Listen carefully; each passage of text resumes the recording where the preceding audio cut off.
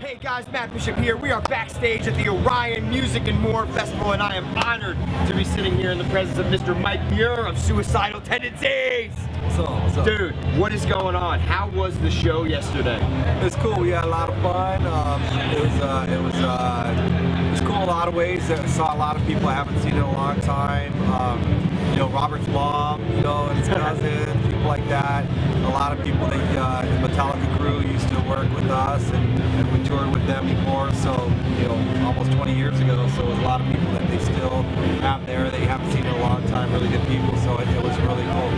As you mentioned, I feel like a lot of things came full circle for the band this weekend. You guys jammed with Robert on stage, you have toured with Metallica, and they asked you to come and play at their very own festival. What does all this mean for you after 20 plus years of being a band? You know, when we got the invitation or whatever, it really wasn't like, oh yeah, you know, okay, sounds cool. It actually ended up being really good because we weren't expecting to do anything with Robert, and certainly not at backstage. And basically just got the email like, hey, you know, a couple days before, you want to do something? And we're like, sure. And but yeah, it ended up like it turned out to be a great time. I mean, like today we stayed the extra day. I did do press, but I went over there, you know, to the bandstand, checking out the skaters, seeing, you know, Soy, Caballero, all those guys. Omar, I haven't seen in years and stuff, and just being able to hang out a little bit and have a good time. So it's cool. It's really good. Do you think that this festival really incorporates a lot of elements of suicidal tendency culture? Well, they got the skating there, so that's definitely a big part. You know, they got the cars there and stuff, so, you know, that goes back to my dad and, you know, everybody. That was, of course, I still got my 62 Impala, you know. So when they said, hey, is that yours? I said, no, that's a 64. I got a 62, and mine's a convertible. But, you know, it's sitting in the ground. Yeah. So that's, you know, there's a lot of things that I can relate to. You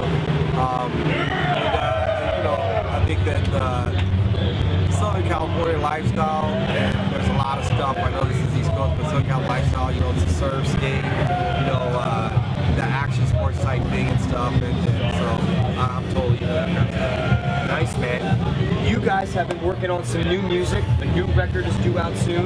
What can you give me? What can you tell me so far? You know, it's been about it'll be about 13 years since we put out a record before, and you know, we recorded lots of stuff. We have our own studio, and it's to the point where, you know, you go back to what you do. You love music that you love, you know, and you do it, and you're not really concerned about putting it out because you don't really care if someone likes it or not. You know, when we did our first record, one of our best friends came over before we recorded it and said, dude, you know, I got to talk to you, man. You guys, dude, you got an opportunity. People around here don't get opportunities, and listen to the radio. You guys could do that. You can, you know, do that just like those people. I go, but I don't like it, so why would I want to do that? And he goes, but you know what you're doing? It's not music. You don't. People aren't gonna like it. I go, I don't really care if people like it. I like it. That's all that matters and stuff. And to me, music should be like, you know, it's like food. If you like something, someone says, ooh, what are you eating? I'm like, oh, I'm eating, you know, whatever. Just make it simple. You know, whatever. They're like, dude, I don't like that. That's nasty. You don't like it? Spit it out. You know I don't like it. Dude, you like it. You like it. And for us, the other side is our next year will be the 30th anniversary of our first record.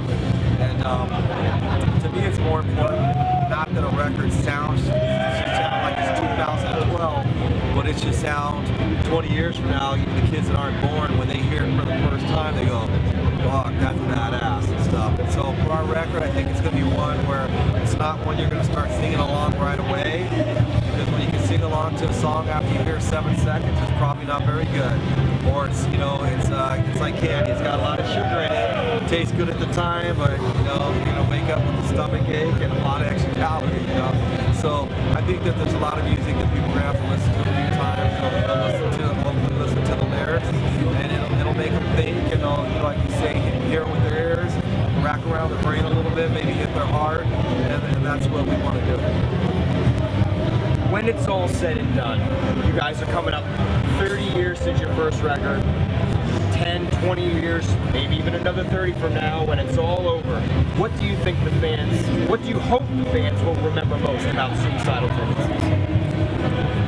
Well, times change. People don't know what it was like when we started. You know, in the punk rock thing, there's people brag about selling 5,000 copies. Now records don't sell anymore, but at that time, you know, that was like a big thing. And you know, we didn't fit in the punk fanzine said we sucked our first record. The metal one said we sucked. We didn't really care. We got put down for a lot of things, and later on, other people tried to mimic it too. You know, we came in to you know, on the metal side where everybody had their little uniforms. On the punk side, they had the uniforms. We went to shows the same way we dressed. You know, you got pictures of me when I was a little kid. You know, with the button-up Pendletons and the bandanas. You know, I'm 8 years old. You know, and that's just the way we dress. We didn't change, and they're saying you can't look that way, you know. The flipped up hats. Oh, well, you don't flip up hats. You know, it's just that was our style. That's the way we dressed, where we were. And so, where other people, you went to music as an escape, we went to music as no, that's a continuation of our lives. And it's not the most important thing, but it's a part of life. My dad always said, music is something that people, it's like drugs, they misuse it so bad. They want to have that escape and get away from their life. What they should do is motivate them to live a better life, to see the things they don't like. So you can have music that helps people battle against those things that they don't like, to change things. That's when you're doing good. That's what we want, and our music won't do that for everybody. You know, but we don't want to be the band that makes it simple, that we're very genre-esque, where people can drink beers and go, yeah, you rock, you rock. I don't remember anything, I was too wasted, but I know it rocked, you know. So, and a lot of people won't like us because of that. Dude, thank you so much for joining me. I don't have a watch on, but I know Metallica's getting close, so we gotta wrap this shit up. Suicidal Tendencies, ladies and gentlemen, the one and only Mike Muir, closing in on 30 years since the first record, celebrating with a new one due out October-ish? October-ish, yeah. Sounds good, my friend. We will look forward to it. Keep cranking it up as always, everybody. We're off to go see Metallica. Rock and roll.